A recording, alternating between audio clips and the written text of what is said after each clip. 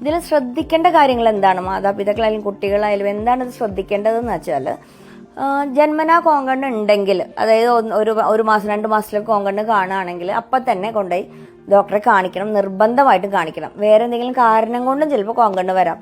ആ കണ്ണിൽ എന്തെങ്കിലും ട്യൂമറോ അല്ലെങ്കിൽ കാഴ്ചക്കുറവോ ചിലപ്പോൾ തിമിരോ ഉണ്ടായ കൊണ്ട് കണ്ണിൽ കാഴ്ച ഇല്ലാത്തതുകൊണ്ട് കോങ്കണ്ണ് വരാം. നമുക്ക് ഏറ്റവും കോമൺ ആയി കാണുന്ന ഒരു തരം കോങ്കണ്ണ് സാധാരണ ഒരു 1.5-2 വയസ്സിലാണ് ഡെവലപ്പ് ചെയ്ത് കാണാറ്. കുട്ടികൾ എല്ലാ ഇതിലും ഏർപ്പെടുമ്പോൾ TV കാണുക, കളിക്കുക, വായനകൾ അല്ലെങ്കിൽ ശ്രദ്ധിച്ചു തുടങ്ങുമ്പോഴാണ് ഇത് എടുത്തു കാണിക്കാറ്. കോങ്കണ്ണ് വന്നാൽ ഇത് ഒരു പരിഹരിക്കാൻ പറ്റാത്തൊരു സ്ഥിതിയാണെന്ന് എല്ലാവർക്കും ഒരു ധാരണ ഉണ്ടായിരുന്നു പണ്ടത്തെ കാലത്ത്.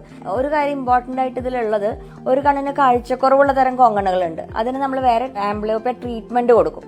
ഒരു കണ്ണ് അടച്ചു വെച്ച് മറ്റേ കണ്ണുകൊണ്ട് കാഴ്ച കൂട്ടി കൊണ്ടുവരുന്ന ട്രീറ്റ്മെന്റ് ഉണ്ട്. കോങ്കണ്ണിന് എന്താണ് ചികിത്സ? കോങ്കണ്ണിന് പലതരം ചികിത്സകൾ ഉണ്ട് നമുക്ക്. അതായത് ചില കോങ്കണ്ണുകൾ കണ്ണട വെച്ചാൽ പരിഹരിക്കാവുന്ന ടൈപ്പ് കോങ്കണ്ണുകളുണ്ട്. ചിലത് കണ്ണട പവർ ഒന്നും ഉണ്ടാവില്ല, നോർമൽ ആയിട്ടുള്ള ഐസൈറ്റ് ആയിരിക്കും. അവർക്ക് നമുക്ക് സർജിക്കൽ ട്രീറ്റ്മെന്റ് ആണ് നമ്മൾ പ്രിഫർ ചെയ്യുക. മസിൽസിന്റെ ചെറിയ ഒരു കയറ്റിയിറക്കം വെച്ച് കഴിഞ്ഞാൽ നമുക്ക് കറക്റ്റ് ആയിട്ട് അലൈൻമെന്റ് കിട്ടും കണ്ണിന്. പക്ഷെ ഒരു കാര്യം അറിഞ്ഞിരിക്കേണ്ടത്, കോങ്കണ്ണ് നമുക്ക് ജീവിതകാലം മുഴുവൻ വെച്ചുകൊണ്ട് നടക്കേണ്ട ആവശ്യമില്ല.